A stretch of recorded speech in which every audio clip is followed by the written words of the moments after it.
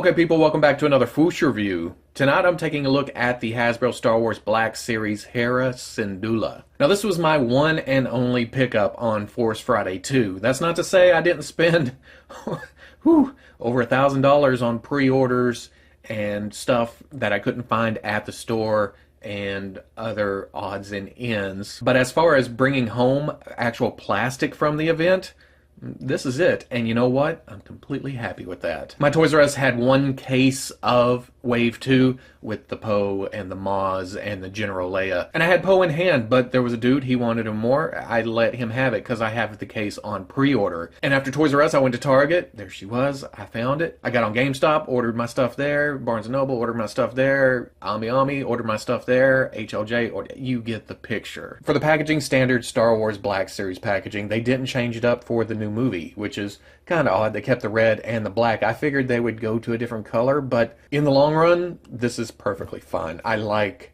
the contrast of the figures against the reds. They know what they're doing better than I know, so whatever. On the side, she's number 42. 42. On the back, there's the pretty picture, the bio. Down here's the warnings, the unreadables. Probably says something like, "Don't question the captain. She knows what she's doing." On the side, that newer graphic where they take the name and blow it up. Top, nothing. Bottom, UPC and some legalese. So, I'm going to get this open, and I have a feeling, and you have a feeling too, that I'm probably going to like this, but I'm excited to get it open and get it with the rest of the guys. And there we go, all out of the packaged, and like I guessed, I am overall pleased. This figure pleases me greatly. Looking at the sculpt, like most Black Series figures, this is a dedicated sculpt for this individual. But this flight suit kind of gear completely works. I mean, this is Season 1 Hera, and the figure does a good job of kind of mixing that animated look with a real life look. This isn't going to look out of place with the rest of my Black Series figures. It conveys more realistic proportions, except for, well, I'll get to that in a second. But the wrinkles on the flight suit look great. The parts that hang down and wrap around the leg,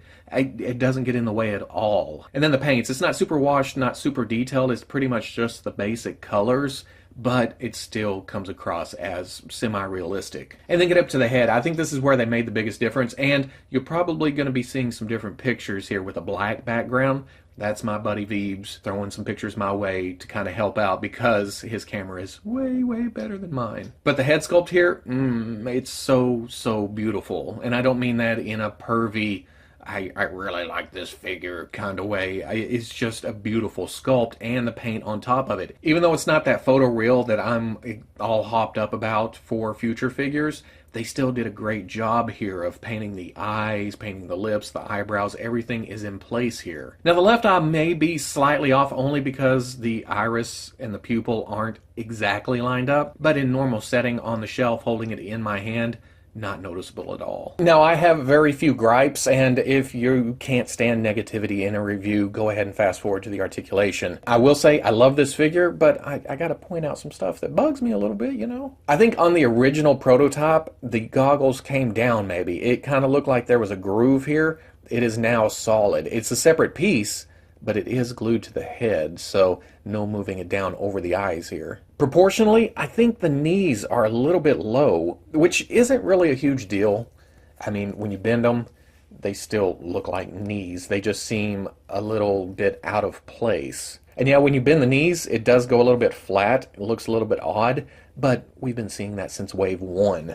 With Luke's X-Wing gear, it's exactly like that. So, not a big deal here. I think the biggest thing that stands out to me, and it's an OCD thing, is the top of her flight suit right here before it gets to the torso. You can see that the zipper lines up with the torso, but this piece right here is off to the side, and I think that's because it's a separate rubbery piece that's glued on, but they missed. It's a little bit crooked. So as you can see, the point at the top of the pants or suit or whatever doesn't line up with the center of her chest. And you can also see it on the back. The belt loop right there doesn't line up with the seam. If it bugged me that much, I would try to take it apart, try to take it off, move it over a little bit, glue it back down. But in most natural poses, when it's not just vanilla straight up and down, it's hard to tell. And then lastly is her gun-wielding hand. They have up and down articulation on the left hand for some reason and the trigger finger, but From all the pictures I just Googled, and from what I can remember, Hera was never shown as left-handed, so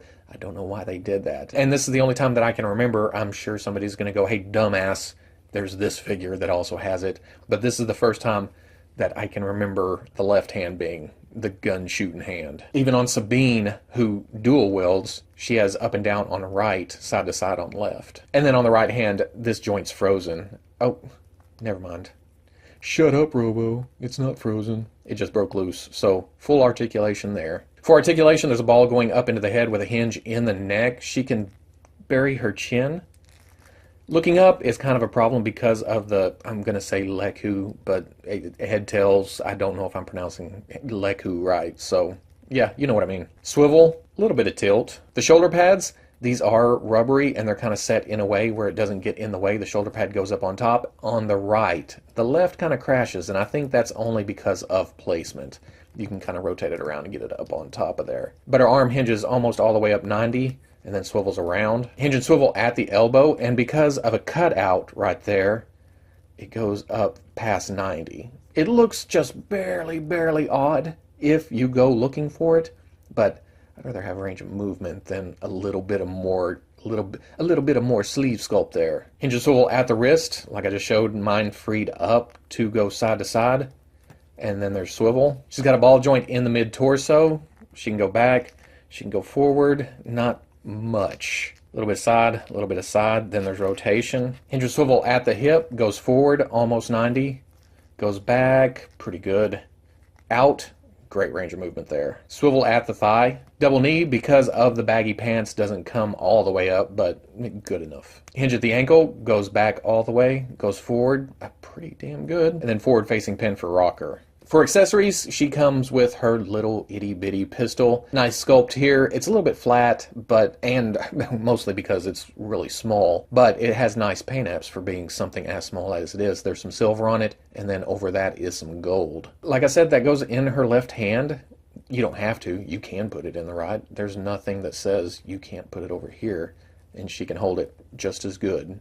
Just doesn't have the trigger finger on that side. But if you don't want her holding it at all, she also has an ankle holster, and it goes in there tight. Not going to fall out. It'll stay in there as long as you want it to. For comparison, here she is with Grand Admiral Thrawn. Now this is the one I got at San Diego. If you didn't get the exclusive, you may have picked it up Force Friday 2. Either way, here she is with a normal sized figure from the line. And then here she is with Sabine, who is a teenager in the show, just slightly taller. Because of Sabine's helmet here. Let me fix that. I usually like to keep her helmet on because her eyes are kind of funky, but there you go. You can see proportionally they both work together. And then here she is with Kanan. Great size here. I always felt like he should be this much taller than her, looking down when they're looking face to face, longingly into each other's eyes. So at the end of the day, another great addition to the Rebels crew. Hasbro is slowly, very slowly but surely getting us that main crew from Season 1. And hopefully they'll stick with Season 1 if they continue doing Rebels characters, which they better damn well finish out the crew. I need the Ezra, I need the Chopper, I need the Zeb, at least. If you're saying you only buy movie characters, there's nothing wrong with that. I swear, it's okay. But Hera was at least mentioned in a movie, so it'll work if you want it to. The thing about this figure, though, besides making me need the other characters from the crew, I need the Ghost. I need a ship. She's the pilot. That's her big thing. So she needs a ship to pilot. I know. It's like getting the Millennium Falcon. It's a big ship. Well, not as big as the Millennium Falcon, but you know what I mean. Not feasible, but a guy can dream, right? Man. And then her skin tone, being what it is, brings another color to the display, which is freaking fantastic. It stands out really nicely. So yeah, basically, I love this figure. And like I always say, if a figure makes me want more, it's done its job. It's a good figure. So if you like the review, comment, like, subscribe. I'll catch you on the Fwoosh.